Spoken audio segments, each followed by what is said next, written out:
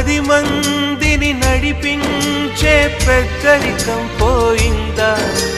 నడివీధికి తల వంచే శాపం వెంటాడిందా? కరిమబ్బుల తెరవేస్తే ఒక గ్రహణం ఎదురొస్తే రవితేజం వెలవెలబోతుందా? ఏవైందమ్మా ఈనాడు? చినబోయాడేం సూర్యుడు? కణకణలాడే ఆ కళ్ళు కురిపించాయా కన్నీళ్ళు? కనిపించని ఆ మనసు వెన్నని ఎవరికి తెలుసు? అంతా తన వారే అయినా తన